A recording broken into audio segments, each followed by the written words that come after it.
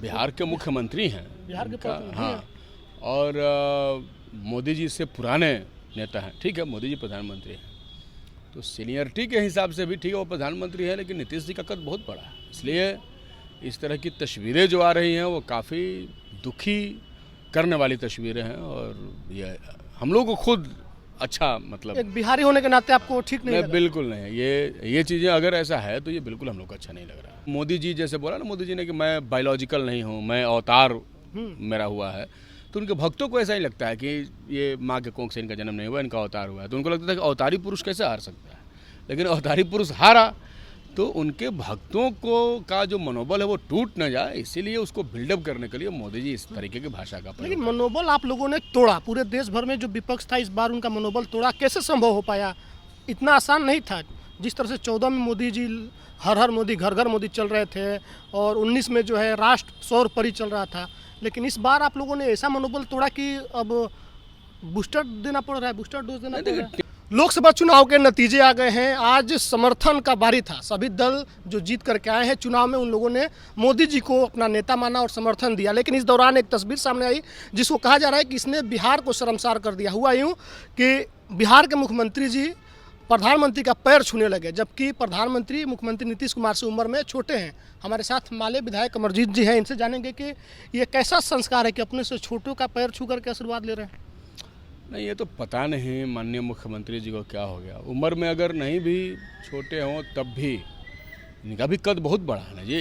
बिहार के मुख्यमंत्री हैं। बिहार के हाँ, और मोदी जी से पुराने नेता हैं। ठीक है, मोदी जी प्रधानमंत्री हैं तो सीनियरिटी के हिसाब से भी ठीक है वो प्रधानमंत्री है, लेकिन नीतीश जी का कद बहुत बड़ा है। इसलिए इस तरह की तस्वीरें जो आ रही हैं वो काफ़ी दुखी करने वाली तस्वीरें हैं, और ये हम लोग को खुद अच्छा मतलब एक बिहारी होने के नाते आपको ठीक नहीं लगा? बिल्कुल नहीं। ये चीज़ें अगर ऐसा है तो ये बिल्कुल हम लोग को अच्छा नहीं लग रहा। पूरे बिहार की अस्मिता से जोड़ करके आप लोग देख रहे हैं ना? नहीं, अस्मिता का सवाल कहिए या एक डिग्निटी का सवाल कहिए। डिग्निटी है ना हमारा, हम पैर छूने की संस्कृति में तो हम लोग ऐसे भी यकीन नहीं करते हैं, बराबरी है। तो ऐसा करते हुए वीडियो भी आ रहा है। अगर ऐसा है तो निश्चित तौर पर ये बिहारियों के लिए एक अपमान का बात है। एक चीज़ और हुआ, सदन जब मोदी जी संबोधन कर रहे थे तो बोले थे कि हम चुनाव हारे ही नहीं हैं, बोले कि हम लोग तो जीत गए, जबकि सच्चाई ये है कि वो बोले थे 400 पार, बहुमत से भी पीछे हैं। तो ये क्या है? हारने के बाद भी हार एक्सेप्ट नहीं हो रहा है? वो तो अंदर से दुख जो है उसको छुपाने के लिए, गम को छुपाने के लिए इस तरीके की बातें बोली जा रही हैं, और अपने कार्यकर्ताओं को बिल्डअप करने के लिए, क्योंकि उनके जो अंधभक्त देश भर में तैयार हुए हैं उनकी अंधभक्ति खत्म हो रही है और वो टूट चुके हैं। इस बार उनको लग रहा था कि मोदी जी जैसे बोला ना मोदी जी ने कि मैं बायोलॉजिकल नहीं हूँ, मैं अवतार मेरा हुआ है, तो उनके भक्तों को ऐसा ही लगता है कि ये माँ के कोख से इनका जन्म नहीं हुआ, इनका अवतार हुआ है। तो उनको लगता था कि अवतारी पुरुष कैसे हार सकता है, लेकिन अवतारी पुरुष हारा तो उनके भक्तों को का जो मनोबल है वो टूट न जाए, इसीलिए उसको बिल्डअप करने के लिए मोदी जी इस तरीके की भाषा का लेकिन मनोबल आप लोगों ने तोड़ा। पूरे देश भर में जो विपक्ष था इस बार उनका मनोबल तोड़ा। कैसे संभव हो पाया? इतना आसान नहीं था।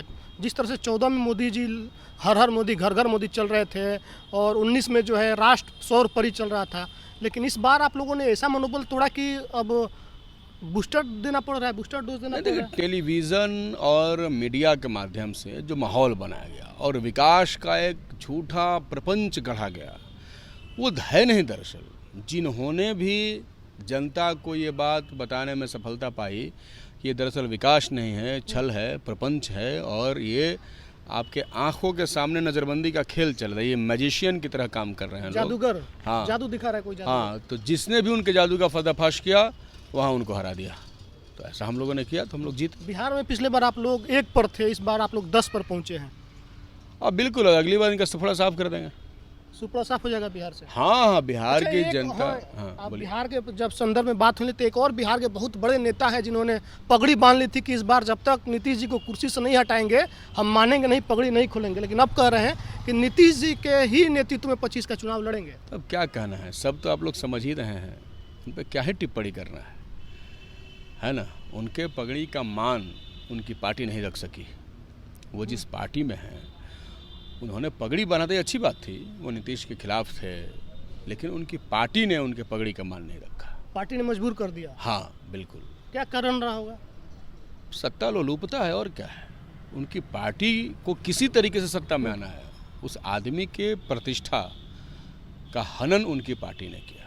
उनको तो अपनी पार्टी छोड़ देनी चाहिए। सम्राट चौधरी को पार्टी छोड़ देनी चाहिए। बिल्कुल। पार्टी ने अपमानित कर जो दिया। अच्छा मान लीजिए कि जो पार्टी, जिस पार्टी में आप हैं और वो पार्टी आपका सम्मान नहीं करे तो वहाँ रहने का क्या मतलब है? सही बात है। इनका सम्मान नहीं रखा गया ना, पार्टी ने इनको झुकने के लिए मजबूर किया, पार्टी की वजह से ये झुके हैं, अपने से तो झुके नहीं हैं। तो इसलिए उस पार्टी ने इनके पगड़ी का मान नहीं रखा, हम तो यही समझते हैं। अच्छा, आखिरी सवाल ये रहेगा कि जो सरकार बनी है केंद्र में, बैसाखी वाली सरकार कहा जा रहा है, ये बैसाखी वाली सरकार की उम्र कितनी है? 5 साल है, 2 साल है, 3 साल है? क्योंकि नीतीश जी का जो आप लोग तो उनके साथ ही रहे हैं यहाँ पर बिहार में, तो क्या अनुमान है कितने साल चलेगी सरकार? वो एक अलग बात है। हम लोग जनता से लगातार ये कहते रहे, और हम ही नहीं, जितने समाज शास्त्री हैं वो भी कहते रहे कि सरकारें इतनी मजबूत नहीं होनी चाहिए कभी कि वो जनता के छाती पर मूंग दलने लगे। और मोदी जी ने पहले मांग किया था कि मजबूत सरकार दीजिए, तो जनता ने मजबूत सरकार दे दी, अकेले इनको 300 सीट दे दिया था। तो जनता को ये एहसास हो गया कि आदमी ज़्यादा पावर लेकर के उसका दुरुपयोग कर रहा है, इसलिए इस बार इनको जनता ने कायदे में रखा है। और नीतीश जी, चंद्रबाबू नायडू जी और अन्य कई लोग हैं जिनको मिला कर उन्होंने सरकार बना है, इसलिए हम तो साफ तौर पे कह रहे हैं कि इस बार बिहार की जनता ने नीतीश जी को ही वोट दे करके कही है कि एक मौका दिया है कि नीतीश जी बिहार के विशेष राज्य के दर्जा की गारंटी करें, क्योंकि सरकार में ऐसे ओहदे में तो वो हैं कि वो दिला सकते हैं इस बार। जो चाहे करा सकते हैं। बिल्कुल। लेकिन कराएंगे आपको लग रहा है? नहीं कराएंगे तो ये इनकी असफलता होगी। असफलता होगी तो ऐसे लोगों को तो जनता फिर खारिज करेगी ना। जनता खारिज कर देगी। अब बिल्कुल, ऐसे लोगों को तो हमेशा ही खारिज करती रहेगी। माले को इस लोकसभा चुनाव में 3 सीटें मिली, 3 में आप लोग 2 जीत करके आए, तगड़ा स्ट्राइक रेट रहा, एक विधायक का मिला, आप लोगों ने उसको भी जीत लिया, तो 25 सामने है। देखिए, क्या तैयारी है? पिछली बार विधानसभा में महागठबंधन में हम लोग शामिल हुए, हमें 19 सीट मिली और हम 12 सीट जीते। उस समय भी सबसे तगड़ा स्ट्राइक रेट हमारा था। इस बार हमें 3 मिला, हम 2 जीते और एक उपचुनाव भी जीत गए। इस बार भी हमारा तगड़ा स्ट्राइक रेट है। तो महागठबंधन में हमने ये दिखाया कि भाकपा माले के पास वो कार्यकर्ताओं की शक्ति है जिसके बदौलत वह भाजपा को हरा सकती है। तो आगे महागठबंधन को ये विचार करना चाहिए कि माले जैसी पार्टी को और स्पेस दिया जाए, ताकि व्यापक फलक पर जो है लोगों में तो प्रभाव है। बिल्कुल भाजपा को हराने की जो हमारा जो संकल्प है इंडिया का, उसको हम लोग पूरा कर सकें। चलिए, तो माले विधायक हमारे साथ थे, इन्होंने एक एक सवालों पर बेबाकी से जवाब दिया है। वीडियो पर आपकी क्या प्रतिक्रिया, कमेंट में लिखिएगा। धन्यवाद।